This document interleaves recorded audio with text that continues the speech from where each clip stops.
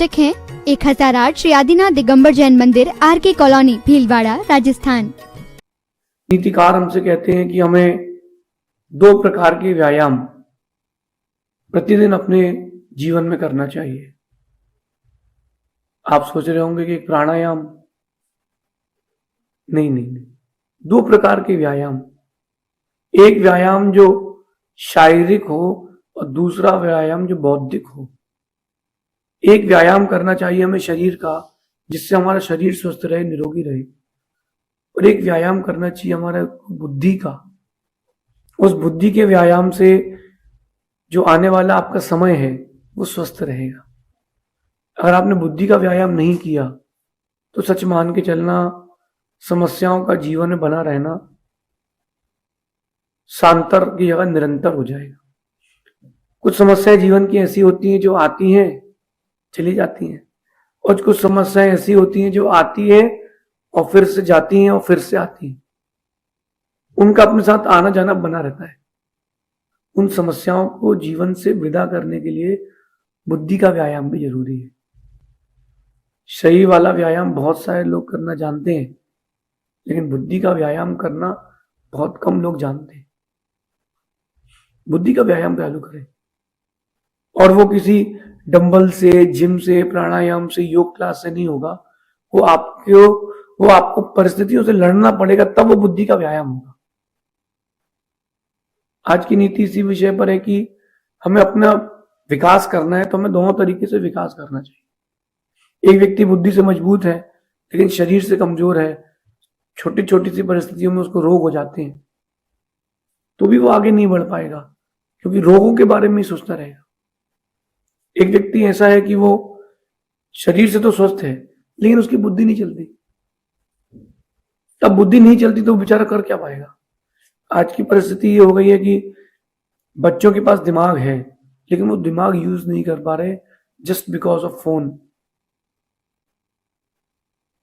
वो कार्टून्स वाले वीडियो, छोटे छोटे से माता पिता भी फोन दे देते हैं कि चलो आधा घंटे के लिए तो अपन फ्री हुए, लेकिन उससे आपके बच्चों का बौद्धिक विकास क्या हो रहा है।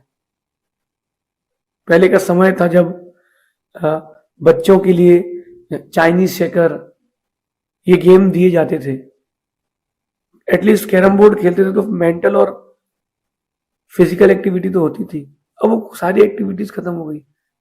बचपन के खेल थे नदी पहाड़, जो नीचे खड़ा है वो नदी में है, ऊपर खड़ा है वो पहाड़ में है, inky pinky what colour you want, ये दौड़ भाग वाले खेल थे, लुक्का छिपी होती थी, गिल्ली डंडा होता था। अब न शारीरिक व्यायाम हो रहा है बच्चों का, न बौद्धिक। 4 दीवार में बंद हैं आपके बच्चे, कहीं उनका भविष्य खराब ना हो जाए, इसलिए बौद्धिक व्यायाम भी करें। आज की नीति कह रही है कि शरीर की विकास और रक्षा के साथ साथ हमें बुद्धि की विकास और रक्षा का भी चिंतन करना चाहिए। शरीर की और बुद्धि की दोनों की ग्राफ बढ़ना चाहिए। अगर दोनों का ग्राफ नहीं बढ़ा तो वो इनबैलेंस रहेगा और आपका जीवन डाउनफॉल में जाएगा। देखो जैसे अभी आप 4 महीने बरसात के बाद ठंडी आती है और ठंडी के बाद प्रकृति गर्मी लाती है, फिर जब गर्मी से जमीन तप जाती है फिर प्रकृति फिर पानी लाती है। वो बैलेंस बना के रखती है, और अगर बैलेंस ना हो तो सूखा आता है। सूखा, फसलें नहीं होती, पानी नहीं होता, लोग परेशान होते हैं। आपके जीवन में भी कहीं ऐसा ना हो जाए, इसलिए बुद्धि का व्यायाम। और जो बुद्धि की व्यायाम की बात है वो आपको परिस्थितियों से लड़ करके, ग्रंथों को पढ़ करके, अच्छे वचनों को सुन करके आएगा। ऐसे नहीं आएगा कि आप सोचो कि सब कुछ चल चल के हमारे पास हो जाए, नहीं आएगा। उस बुद्धि के व्यायाम के लिए आपको परिस्थितियों को पढ़ना पड़ेगा, सीखना पड़ेगा। और एक बहुत अच्छा तरीका है बुद्धि के व्यायाम का, वो आज आप सीखना, वो है इंट्यूशंस, इंडिकेशंस, इंट्यूशंस, जिसको वही लोग सिक्स सेंस भी कहते हैं। तो वो जो इंट्यूशंस और इंडिकेशंस है उससे बहुत कुछ सीखने मिल सकता है, जो फ्यूचर है उसको अपन जान सकते हैं। तो कह रहे हैं कि अगर आप में बुद्धि की प्रखरता है, बुद्धि का व्यायाम अगर आप कर चुके हो, तो ही आप छोटी छोटी घटनाओं से बड़ी बड़ी शिक्षाएं ले सकते हो, बड़े बड़े संकेत प्राप्त कर सकते हो। और ये विद्या भारत में सबसे ज्यादा प्रचलित थी, अब कम हो गई है। इसको कहते हैं इंट्यूशंस। एक राज्य की घटना है कि वहां पर राजा ने, जो पड़ोस का राजा था वो विधर्मी था, उस विधर्मी राजा को जीतने के लिए सेना इकट्ठी करी और उसने उसके ऊपर चढ़ाई कर दी। मंत्री ने कहा अभी रुको। राजा कहता है कि मेरा सैन्य बल अच्छा है, मुझे जाने दो। बोले नहीं अभी रुको। क्यों? अभी दक्षिण दिशा में सूखे पेड़ पर कौवा काव काव कर रहा है, अभी नहीं जाना, अभी रुकिए। रोक के रखा आधा पौन घंटा, 1 घंटा। उसको इंट्यूशंस मिले कि अभी नहीं, अभी जाएंगे तो कुछ अनहोनी हो सकती है। जब रावण युद्ध के लिए जा रहा था, भूकंप आया, कौआ, गधे ऐसे प्राणी आवाज कर रहे थे, सबने कहा रावण से। रावण को भी पता था कि ये इंट्यूशंस गलत है, लेकिन वो समझ नहीं पाया। विनाश काले विपरीत बुद्धि। लेकिन मंत्री समझदार था और राजा को रोक के रखा। और 1 घंटे बाद जब राजा बैठा था, युद्ध की जाने की तैयारी में था, सामने से राजहंस पक्षी निकले बहुत सारे, और वो सब आकर के राजा का रथ था उस पर जाके बैठ गए। मंत्री ने कहा विजय निश्चित है, अब आप जाइए। और राजा जब युद्ध के लिए गया, उसने जम के लड़ाई करी और जीता। वो जो जिस राजा को जीता उसका महल बहुत बड़ा था। राजा ने योजना बनाई कि अब इस महल में ही अपन अपना घर बनाएंगे, अब कुछ दिन तो यहां रहेंगे। और राजा जहां खड़ा था जमीन में, जमीन से चींटियां निकल पड़ी अन्य के गायें लेकर के।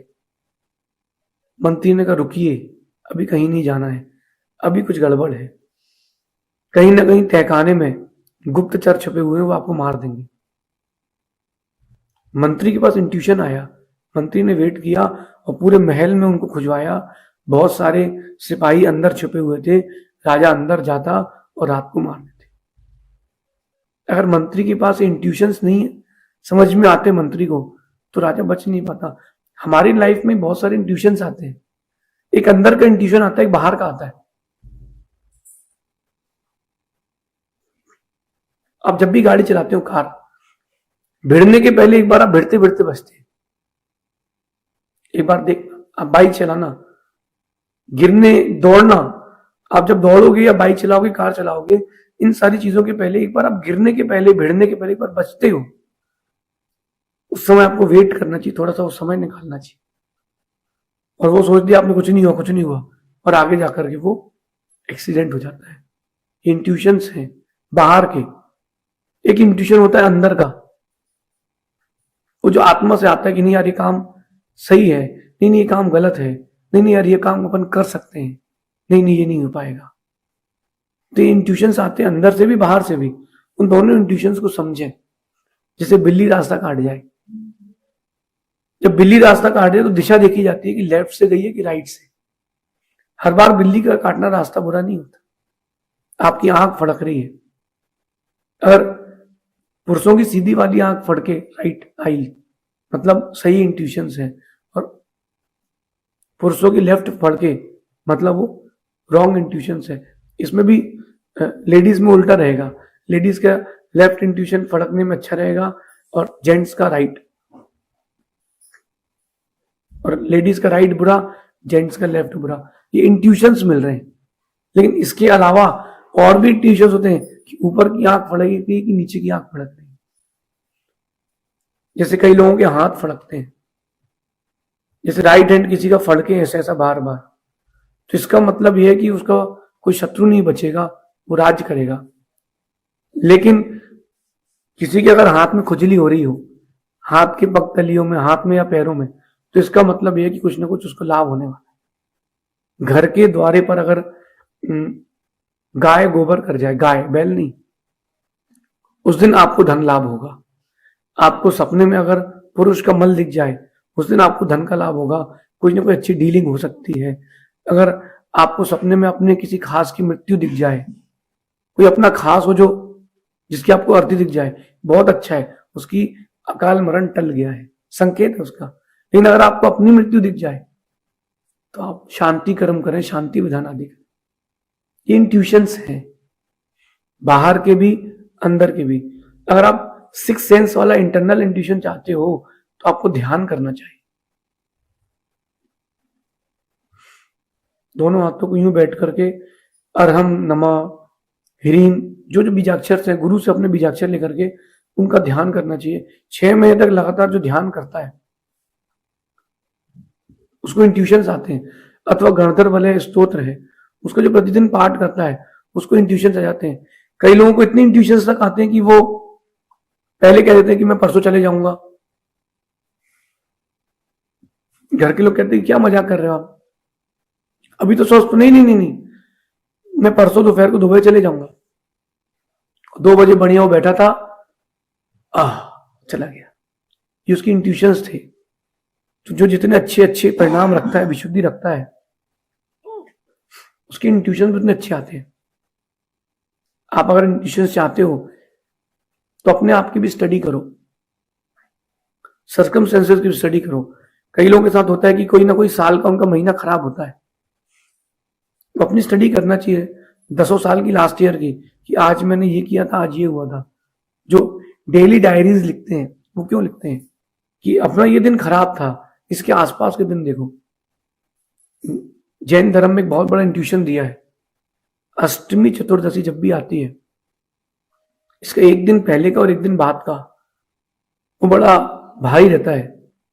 उस दिन थोड़ा शांत रहना चाहिए। विश्व की जितनी जितनी बड़ी घटनाएं हुई हो, चाहे वर्ल्ड ट्रेड सेंटर हो, हिरोशिमा नागासाकी हो, इंडिया के जो बम ब्लास्ट हुए ताज वगैरह में, सर्जिकल स्ट्राइक हो, ये जितनी भी हुई हैं, आप इसको सर्च करना, अष्टमी चतुर्दशी के एक दिन पहले एक दिन बाद की होंगी, बस उसके समकालीन होगी। उस समय व्यक्ति के परिणाम उद्वेलित रहते हैं, तो थोड़ा अपन ठंडे रहें। अथवा आपने सुबह सुबह उठकर देखा आकाश में और सूर्य चंद्रमा एक साथ दिख जाए, उस दिन आपके युद्ध होने की संभावना, झगड़े की, शांत रहे। ये बहुत सारे इंट्यूशंस हैं। अगर आप इंट्यूशन समझ लेते हैं तो आप ये समझना कि आप को किसी की जरूरत नहीं है, लोगों को आपकी जरूरत है। कह रहे हैं कि समझदार लोगों के लिए इशारा काफी है, और जो इशारे नहीं समझ पा रहा है वो समझदार नहीं कहला पाएगा। इसलिए अंडरस्टैंड इंट्यूशंस एंड इंडिकेशंस। अपन जब गाड़ियां चलाते हैं रोड पर तो आप देखना कि बहुत सारे साइन बोर्ड्स रहते हैं कि एक ऐसा बना रहता है कि आगे ब्रेकर है, स्पीड स्लो कर लीजिए, टर्न है, यू टर्न, गो स्लो, बोलते कि नहीं बोलते उसमें। अब इसी प्रकार से और भी इंट्यूशंस गवर्नमेंट बाहर लगा के रखती है। आप देखिए कि रोड पर जब आप चलते हो तो एक रोड पर व्हाइट पेंट पुता होता है, लेकिन कुछ कंटिन्यूटी में होता है और किसी किसी में गैप भी होता है। तो उसका कोई संकेत, उसका मतलब क्या है? उसका मतलब ये रहता है कि जहां कंटिन्यूटी में व्हाइट पुता हुआ है उसके बाहर पैदल के लोग चलेंगे, गाड़ी वालों को उसके बाहर चलने का अधिकार नहीं है। जहां वो गैप है पेंट में तो वहां से वहां वो शिफ्ट हो सकते हैं। इसमें भी वहां स्पीड रहती है कि इस लाइन पर फर्स्ट लाइन में इतनी स्पीड की, सेकंड लाइन में इतनी स्पीड की, थर्ड लाइन में इतनी स्पीड के लोग चले। ये संकेत बाहर के हैं। ऐसी कुछ संकेत अंदर के भी आते हैं कि नहीं, हमें काम नहीं करना है, नहीं हमें काम करना ही है। तो आप इन इंट्यूशंस को समझेंगे तो सच मानना कि बहुत कुछ आपको मिलेगा।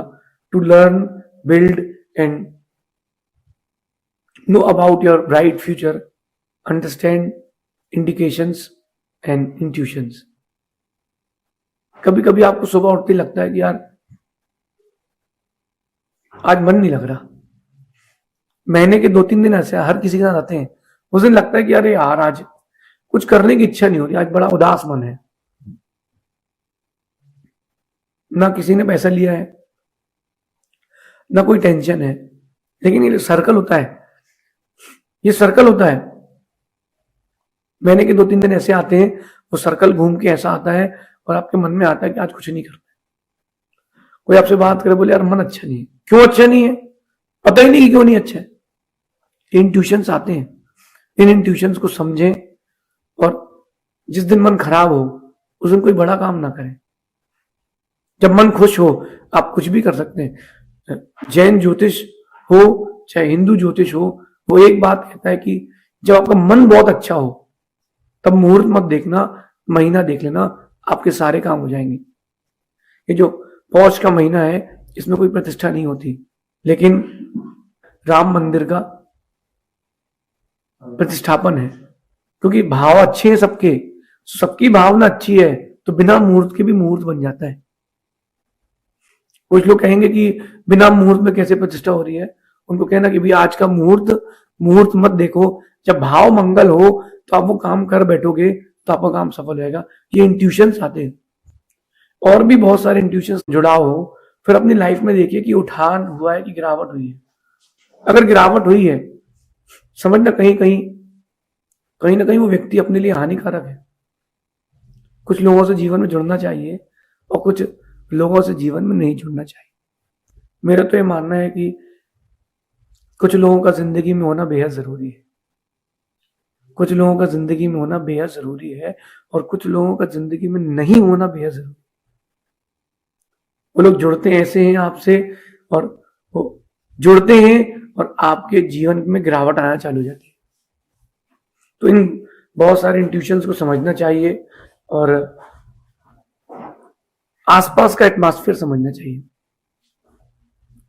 जो आसपास का एटमॉस्फेयर है ना, उसको समझना चाहिए कि यार ये एटमॉस्फेयर क्या इंट्यूशन दे रहा है हमको। अगर आप वो इंडिकेशंस नहीं समझेंगे तो नहीं हो पाएगा। अगर रावण समझ लेता तो अच्छा हो जाता। एक रामायण के हिसाब से मैं आपको कहानी सुनाता हूं, उसमें ये बताया गया कि रावण की पुत्री हुई सीता। एक बहुत सारी रामायण है इंडिया में, तो एक रामायण बताया गया कि रावण की पुत्री सीता हुई। एक निमित्त ज्ञानी ने कहा कि ये तुम्हारी पुत्री तुम्हारा मृत्यु का कारण बनेगी, तो उसने उसको भरत क्षेत्र में भूमि में गड़वा दिया कि वही मर जाएगी। वहां किसी किसान ने निकाल लिया और राजा जनक को दे दिया। वो नियोग बना, रावण लौट करके वहीं आया, सीता का हरण करके ले गया। जब सीता का हरण करके ले गया तब रावण की आयुधशाला में चक्ररत्न प्रकट हुआ। निमित्त ज्ञानी ने कहा कन्या तुम्हारी मृत्यु कारण बनेगी। बोले क्यों बनेगी? इसके आने से मुझे तो चक्ररत्न की प्राप्ति हुई है। लेकिन देखो, सीता के आने से चक्ररत्न की प्राप्ति नहीं हुई, चक्ररत्न उत्पन्न हुआ और अपनी चक्र से रावण मारा गया। बहुत सारी इंट्यूशंस हो सकता है कि आपकी इच्छा के विरुद्ध हो, उनको सीखें, समझें, और जब कभी अशुभ समय हो, बुरा दिन हो, सब कुछ छोड़ करके प्रभु गुरु के पास बैठ जाएं। सारे इंट्यूशंस कितनी खराब हो, सब अच्छे हो जाएंगे, क्योंकि जहां बड़ी पावर है वो आपको बचा के रखे। इसलिए आज की बात को बड़ा गौर से, गंभीरता से, गहराई से अपने अंदर लेके जाना। इंट्यूशंस आपकी लाइफ के लिए बहुत इंपॉर्टेंट हैं। आप उनको समझें, खुद को संभालें और अपने जीवन का आगे विकास करें, रक्षा करें, क्योंकि बिना ज्ञान के न जीवन का विकास है, न जीवन की रक्षा है। शेष अपन आगे देखेंगे। भगवान महावीर स्वामी की जय। नीति क्लास